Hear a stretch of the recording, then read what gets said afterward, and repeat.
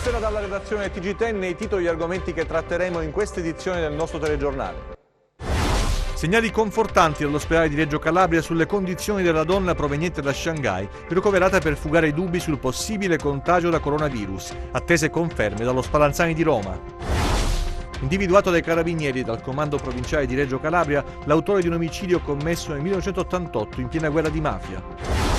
2 persone sono state arrestate dalla squadra mobile di Vibo, sono accusate di tentato omicidio. Secondo gli inquirenti è stata sventata una guerra di mafia. Condannate in primo grado 15 persone, tra cui il figlio del boss Franco Perna, nell'ambito del processo denominato Mater dall'inchiesta sul traffico di droga a Cosenza. Un bambino è stato ricoverato in ospedale a Catanzaro, presenta lesioni su tutto il corpo, contraddittorio il racconto dei genitori, indaga la polizia.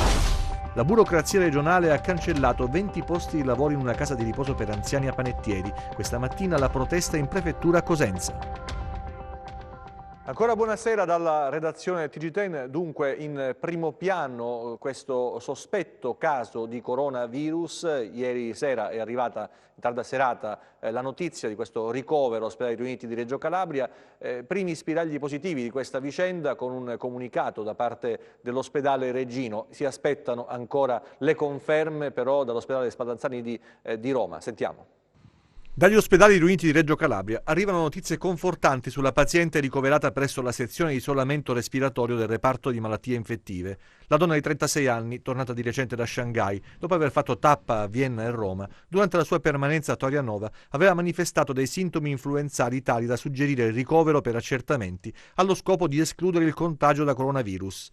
Le condizioni cliniche della paziente sono buone, fanno sapere al nosocomio reggino, non è febbrile, non necessita di alcun supporto respiratorio. Gli esami diagnostici finora eseguiti in ospedale non destano preoccupazione, ma in via prudenziale la paziente rimane ricoverata. Si attendono infatti i risultati degli esami che saranno effettuati sui campioni biologici che sono stati inviati questa mattina al laboratorio di virologia specializzato in malattie infettive Spallanzani di Roma e che non saranno disponibili prima di domani. Intanto, presso il reparto di malattie infettive degli ospedali riuniti di Reggio Calabria sono state innalzate le misure di sicurezza al punto che gli infermieri e il personale utilizzano mascherine e tute protettive per evitare di contaminarsi con l'eventuale virus. La burocrazia ha cancellato 20 posti di lavoro in una casa di riposo per anziani a Panettieri. Stamattina la protesta in prefettura a Cosenza. Gli striscioni della protesta in piazza 11 settembre a Cosenza sono i dipendenti di una casa di cura di Panettieri, 20 famiglie da oggi senza lavoro, l'indice puntato sulla burocrazia regionale. È a rischio il budget che ci assicurava di mantenere il posto di lavoro fino a quando non abbiamo un accredito, perché la nostra nuova società ha chiesto un accredito alla regione, ma i tempi sono lunghi, noi stiamo andando avanti con questo budget, ma da quanto abbiamo capito questa volta ce l'hanno sospeso, mentre altri l'hanno avuto, quindi noi siamo già fuori, noi da oggi non lavoriamo più. Famiglie monoreddito che negli anni si sono tenuti stretti il posto di lavoro nonostante i problemi e tanti sacrifici. Se si perde il lavoro si perde tutto. Lei da quanto tempo lavorava in questa struttura?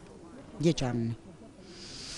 10 anni tra alti e bassi, perché c'è stata una società prima che praticamente non ci ha pagato, non ci pagava. Negli ultimi tempi 2 stipendi all'anno.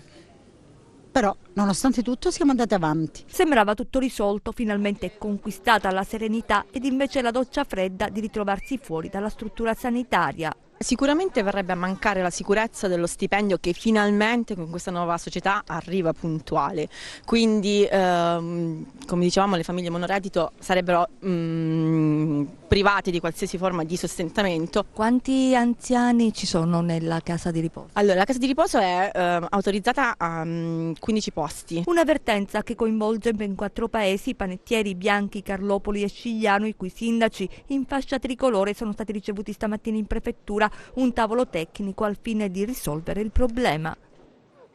La politica e i partiti che hanno vinto le elezioni aspettano di incontrare Jole Santelli per la formazione della giunta. Intanto Morrone dice sono sereno, entro tranquillamente in Consiglio regionale. Aspetta la proclamazione degli eletti in Consiglio regionale, sicuro di entrare Luca Morrone, il candidato di Fratelli d'Italia più votato in Calabria con 8.110 preferenze.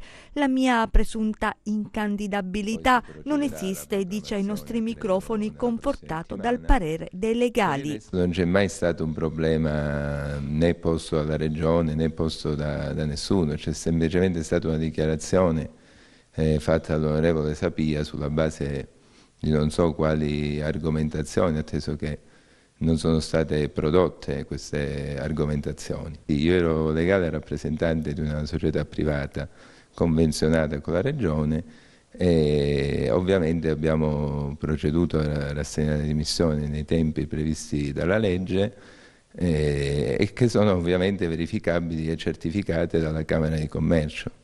Quindi tutto il resto è pura fantasia. Il problema nasce, spiega, da una integrazione di documenti chiesta dalla Regione al nuovo rappresentante legale di Villa Sorriso, la casa di riposo per anziani di Montalto Uffugo, ente privato e non pubblico, precisa, per cui ribadisce nessun problema. La Regione Calabria, in particolare il Dipartimento Sanità, nel momento in cui io rassegno le dimissioni, io non ho nessun rapporto più con l'ente, tutto ciò che viene fatto successivamente riguarda semmai il nuovo amministratore. Io una volta rassegnate le dimissioni per legge non ho alcun potere perché ovviamente non sono più il rappresentante legale, quindi e comunque non c'è stata mossa alcuna osservazione. Il suo caso ha fatto rumore, lo hanno chiamato i vertici del partito? Siamo sereni e il partito non ha mai messo in discussione nulla, ci mancherebbe altro.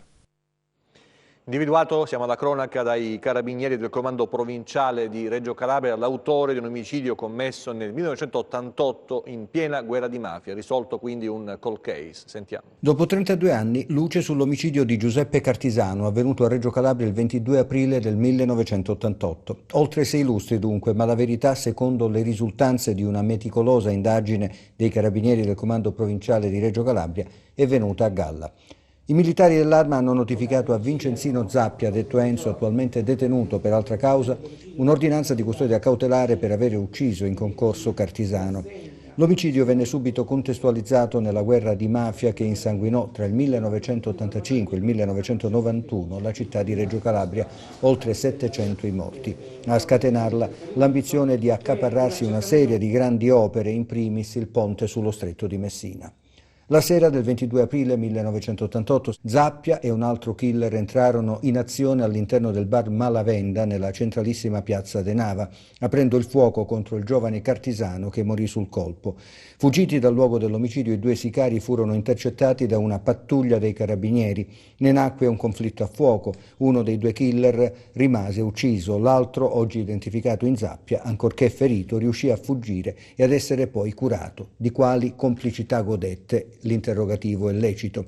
Sul luogo della sparatoria vennero rinvenute tracce ematiche che, sebbene repertate in ragione di strumenti non ancora super tecnologici come quelli di oggi, non consentirono di arrivare ad un risultato. L'indagine ha avuto un'accelerazione pochi mesi fa. Le dichiarazioni di alcuni collaboratori e un lavoro di riscontro meticoloso, coordinato dalla Procura Antimafia di Reggio Calabria, hanno consentito di individuare in Vincenzino Zappia il secondo killer fuggito alla cattura. Caparbietà investigativa e utilizzo delle più moderne tecnologie di indagine. Sono stati questi gli elementi che hanno consentito ai carabinieri di Reggio Calabria di far luce su uno dei delitti più efferati degli anni '80, nell'ambito della seconda guerra di 'Ndrangheta, un periodo criminale buio che ancora oggi domina quelle che sono le scelte della criminalità organizzata della provincia di Reggio Calabria.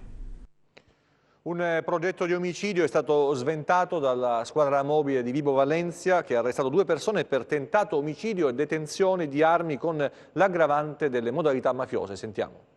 Erano pronti per iniziare una nuova guerra di mafia nel Vibonese, avevano infatti progettato di uccidere gli esponenti del clan avversario, ma l'omicidio è stato sventato dalla polizia di Vibo che ha arrestato 2 persone, Antonio Campisi, 29 anni, e il cugino Giuseppe Muzzopappa, 36 anni, entrambi di Nicotera Marina.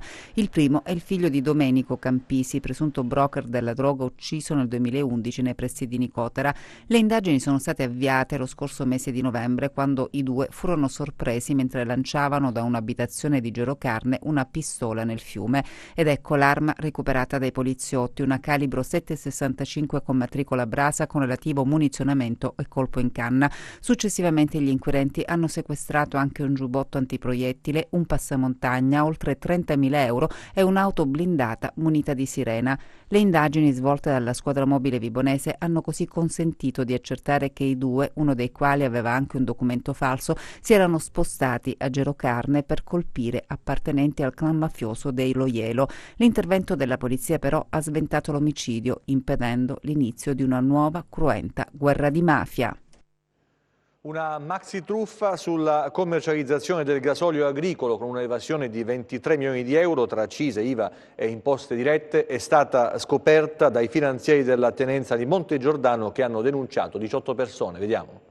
E di 23 milioni di euro la maxi truffa scoperta dalle fiamme gialle sulla commercializzazione di gasolio agricolo, un'evasione di accise, IVA e imposte dirette accertata dai finanzieri della tenenza di Montegiordano. Una complessa indagine coordinata dalla procura di Castrovillari che ha messo in luce un vasto e articolato sistema di frode facente capo ad un imprenditore calabrese di 48 anni, operante nel settore della compravendita di prodotti petroliferi, il quale, avvalendosi sia di prestanome che di false licenze fiscali, riusciva ad acquistare gasolio agevolato e a rivenderlo a clienti sprovvisti dei necessari requisiti di legge. L'attività investigativa è partita nel 2015 dopo un controllo su strada e il successivo sequestro di un'autobotte che trasportava con documentazione falsa circa 18.000 litri di gasolio agevolato per uso agricolo. Le indagini successive hanno permesso poi agli inquirenti di ricostruire tutti gli acquisti e le vendite di gasolio agricolo intercorse fra le varie società implicate nel sistema di frode. Per sviare gli eventuali controlli delle autobotti in transito, la frode veniva attuata non solo attraverso l'utilizzo di documenti di trasporto con dati fittizi, ma avvalendosi di licenze fiscali false. Il gasolio trasportato veniva commercializzato al dettaglio senza che per il prodotto fosse stata assolta l'accisa e rivenduto quindi ad un prezzo inferiore a quello dell'ordinaria commercializzazione. L'attività investigativa, svolta anche mediante successivi accertamenti bancari, ha permesso di denunciare 18 persone accusate in concorso fra loro dei reati di sottrazione all'accertamento o al pagamento dell'accisa dei prodotti petroliferi, falso e truffa aggravata nei confronti dello Stato. Oltre 17 milioni di litri di gasolio ceduti nel periodo che va dal 2012 al 2016 per un'evasione d'imposta quantificata in oltre 8 milioni di euro. La conseguente attività di verifica fiscale ha permesso di ricostruire redditi non dichiarati per oltre 15 milioni di euro e di accertare un'IVA evasa per oltre 3 milioni di euro. 2 lavoratori in nero, uno dei quali percettore di reddito di cittadinanza, sono stati scoperti dalla Guardia di Finanza di Cosenza, le fiamme gialle, durante un controllo in un cantiere edile a Mendicino per effettuare appunto questi accertamenti. Hanno trovato la presenza nel cantiere di 2 lavoratori in nero privi di qualsiasi regolarizzazione formale e del rapporto di impiego. Condannate in primo grado 15 persone, tra cui il figlio del boss Franco Perna, nell'ambito del processo denominato Mater dall'inchiesta sul traffico di droga a Cosenza. 15 condanne e 2 assoluzioni. Si è concluso con questa sentenza il processo in primo grado presso il Tribunale di Cosenza, scaturito dall'operazione denominata Mater, coordinata alla Procura Abruzzi e condotta dai Carabinieri nel febbraio del 2017, che ha sgominato una vera e propria organizzazione criminale dedita allo spaccio di sostanze stupefacenti. 35 inizialmente gli indagati, dimezzati nel corso della maxi inchiesta perché hanno chiesto il rito abbreviato o hanno patteggiato la pena. Poi la decisione del Tribunale collegiale, che ieri in primo grado ha condannato a 3 anni e 9 mesi di reclusione Marco Perna, figlio del boss Franco, detenuto al 41 bis. Marco Perna si trova invece già ristretto in carcere in virtù di un'altra condanna a 21 anni, inflitta in primo grado nel processo Apocalisse. Per gli altri imputati invece le pene vanno da un massimo di 5 anni e 2 mesi a 4 mesi. 2 le assoluzioni a beneficio di Luigi Storino e Walter Filice. L'indagine, lo ricordiamo, ebbe inizio dopo la denuncia di una mamma coraggio che, stanca delle vessazioni subite dal figlio finito nel tunnel delle dipendenze dagli stupefacenti e dopo aver contratto una serie di debiti con la rete di spacciatori per pagarsi la droga, ha deciso di compiere un passo coraggioso, denunciando in primis suo figlio e poi tutta la banda dedita allo spaccio. I militari, dopo aver raccolto il grido d'allarme della madre e la sua denuncia, hanno avviato una serie di indagini, avvalendosi anche di riprese video e intercettazioni ambientali e telefoniche che hanno portato dopo 2 anni al Maxi Blitz, culminato con una vera e propria retata in vecchio stile coordinata dal procuratore Mario Spagnuolo. Durante il processo tante le testimonianze ascoltate sia di consumatori che di spacciatori, che avrebbero anche ritrattato rispetto alle prime dichiarazioni rese. Per questo rischiano una incriminazione per falsa testimonianza e per calunnia. Oltre alle condanne, il Tribunale ha inflitto delle sanzioni agli imputati, elevandone alcune per oltre 10.000 euro. Un bambino è stato ricoverato in ospedale a Catanzaro, presenta lesioni su tutto il corpo ed è contraddittorio il racconto dei genitori, indaga la polizia. Una vicenda delicata sulla quale la polizia sta cercando in queste ore di fare piena luce. Siamo a Catanzaro, dove un bimbo è stato ricoverato al Pugliese per delle lesioni che non sarebbero compatibili con una caduta.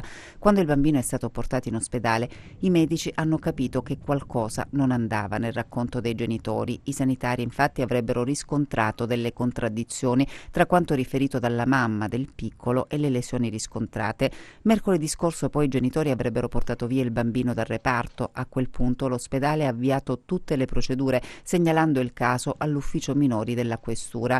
I poliziotti hanno così rintracciato la famiglia, riportando il bimbo in ospedale. Adesso il piccolo è sotto stretta osservazione da parte dei medici dell'ospedale di Catanzaro. Il dubbio è che il bimbo sia vittima di violenze domestiche, ma sarà la polizia ad accertare cosa è accaduto. Gli inquirenti hanno avviato le indagini per definire i contorni della vicenda.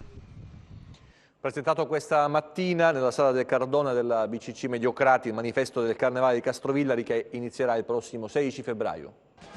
È stato riconosciuto dal Ministero per i Beni Culturali come appuntamento carnascialesco di grande pregio. È lo storico Carnevale di Castrovillari, che affonda le sue radici nel 600 e che è giunto alla sua 62esima edizione. La maschera di Organtino, realizzata da Maura Bianchini e Mimmo Martire, campeggia sul manifesto dell'evento, presentato nella sede della BCC Mediocrati. Un manifesto incentrato sulla maschera, ma anche incentrato sulla tradizione, perché sotto la maschera ci sono gli abiti della Pacchiana dei Castrovillari. Un manifesto realizzato grazie alla collaborazione di Claudio Regina, che è il nostro grafico per l'edizione del 62esimo Carnevale di Castrovillari. Dal 16 al 25 febbraio saranno tante le iniziative di spettacolo che vedranno in campo oltre 1000 figuranti. Il focus sarà dedicato quest'anno alla nostra regione vicina, che è la Basilicata, la Lucania, il Festival internazionale del folklore, il concorso dei gruppi mascherati e dei carri allegorici con le 2 sfilate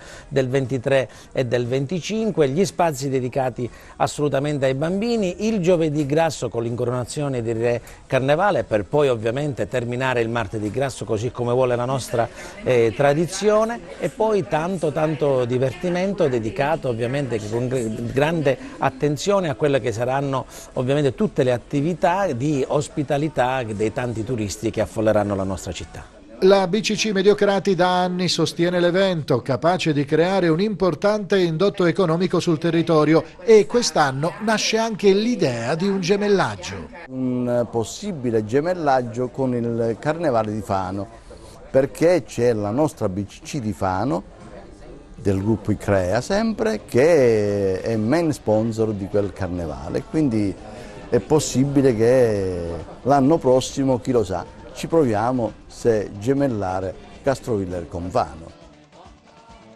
Adesso lo sport, il calcio. Intanto avete seguito il nostro speciale calciomercato. Riassumiamo le più importanti operazioni di Cosenza e Crotone. Il Cosenza porta in rosso-blu Raul Asensio, l'attaccante, il centrocampista o difensore Tiago Casasola, Ryan Balluli, altro centrocampista, e Mario Prezioso dalla Vibonese. Vanno via, come sapete, Gianluca Litteri, Leandro Greco e Mattia Trovato nella giornata di oggi. Il Crotone, Armenteros, l'attaccante da dal Benevento che arriva invece in rossoblu pitagorico, e il centrocampista Gerbo dall'Ascoli in prestito fino a giugno. Nalini e Vido le partenze più importanti del Crotone, che domani è atteso dalla sfida con l'Empoli, si gioca alle 18, ne ha parlato anche il mister Stroppa. Ha svolto il primo allenamento ieri con il gruppo Samuel Armenteros, che ha reso le sue prime dichiarazioni parlando della scelta compiuta e promettendo gol per centrare l'importante obiettivo. Un giorno speciale per me, no? È un'avventura nuova per me venire qua e fare il primo allenamento qua. E così ho visto tutti i giocatori, il mister, ho parlato un attimo con lui, il presidente, così. E io sono venuto qua perché io voglio la stessa cosa, e questo è portare la squadra a Serie A. Deve essere, non sono mesi facili, gli ultimi 3-4 mesi del campionato, ma duri, lo sappiamo tutti, penso. Così è la Serie B e siamo qua per vincere le partite o più possibile e trovare l'obiettivo nostro. Stroppa, dopo averlo visto in allenamento, ha le idee chiare, è ancora fuori forma e poi analizza la condizione dei suoi prima della gara di domani ad Empoli. Per me è ancora indietro,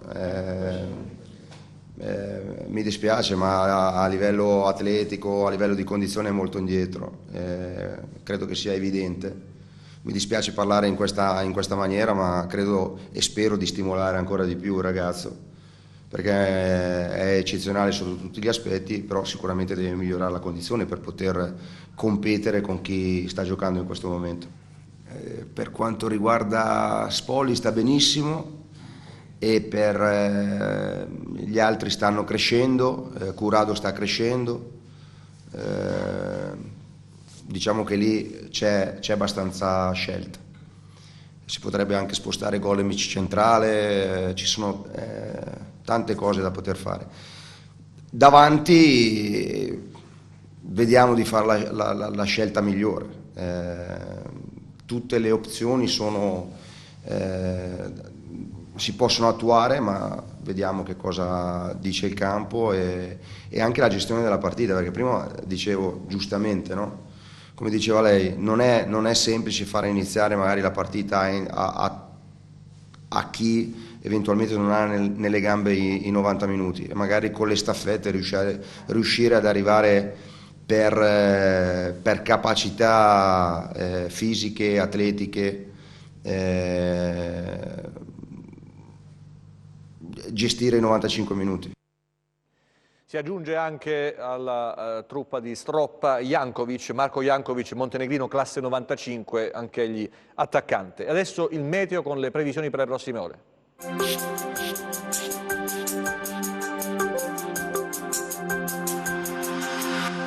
Tempo stabile con clima mite per il periodo sulla nostra regione. Domani, tra poco e parzialmente nuvoloso, non sono da escludere brevi piovigini sui versanti tirrenici. Temperature sempre sopra le medie e piuttosto miti. Passiamo a mari e venti, domani mari calmi o al più poco mossi con venti deboli mediamente dai quadranti meridionali. Per ulteriori approfondimenti vi rimando al sito www.meteoincalabria.com e alla nostra pagina Facebook Meteo in Calabria. TG che finisce qui, ci vediamo nelle prossime edizioni, grazie per la vostra attenzione, arrivederci ancora, buona serata.